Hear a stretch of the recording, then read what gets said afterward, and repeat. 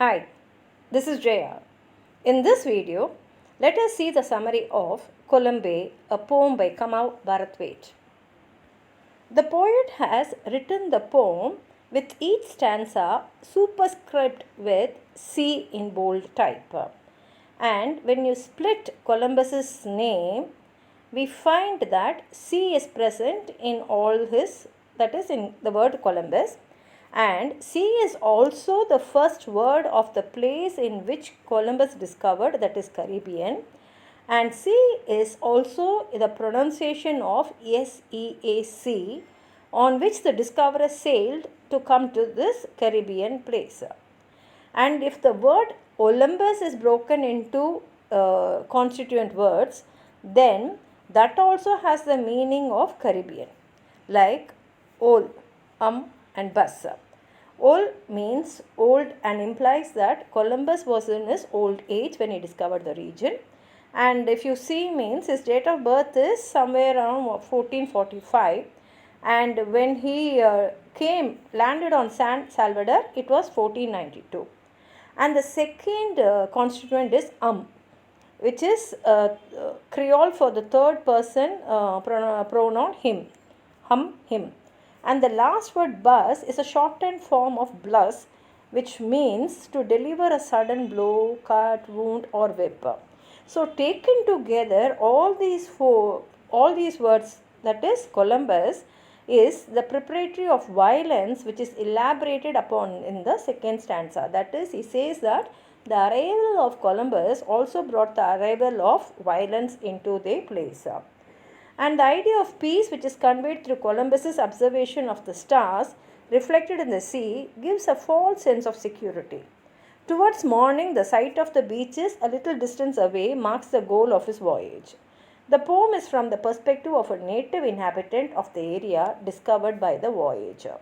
This Amerindian shifts between the first person singular and plural pronouns my and our to describe the devastation wreaked on his land and its inhabitants.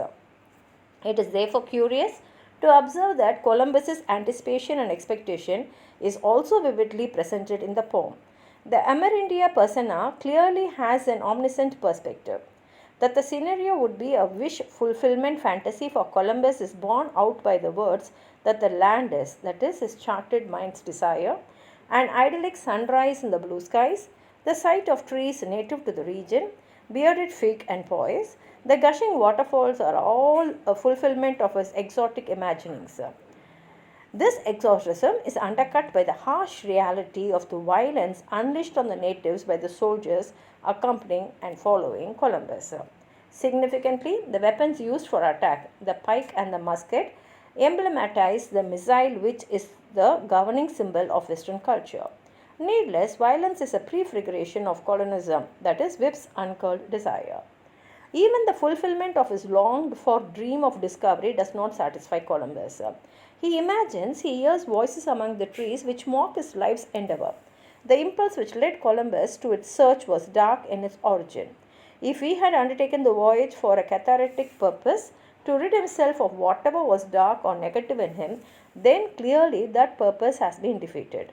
Like the crabs snapping their claws, the colonists reveal the ugly side of human nature when they come in contact with those living on the land they claim to have discovered. It is with this potent image of antagonism embodied in human nature that the poem ends. Now let's read the poem.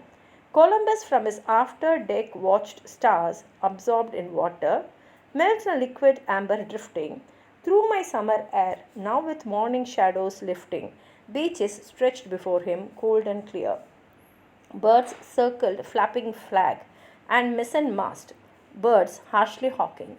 Without fear, discovery he sailed for was so near. Columbus from his after deck watched heights he hoped for, rocks he dreamed, rise solid from my simple water. Parrots screamed, soon he would touch our land. His charted mind's desire. The blue sky blessed the morning with its fire. But did his vision fashion, as he watched the shore, the slaughter that his soldiers furthered here? Pike, point, and musket butt, hot splendid courage. Bones cracked with bullet shot, tipped black boot in my belly. The whip's uncurled desire. Columbus from his after-deck saw bearded fig trees, yellow poise blazed like pollen, and thin waterfalls suspended in the green as his eyes climbed towards the highest ridges where our farms were hidden. Now he was sure. He heard soft voices mocking in the leaves. What does this journey mean? This new world mean discovery or a return to terrors he has sailed from, known before? I watched him pause, then he was splashing silence. Crabs snapped their claws and scattered as he walked towards our shore. And here ends the poem. If you have anything more to add on to what I've said, please write it in the comment box, like the video, share it with your friends, and if you have not subscribed my channel, please subscribe and support. Thank you.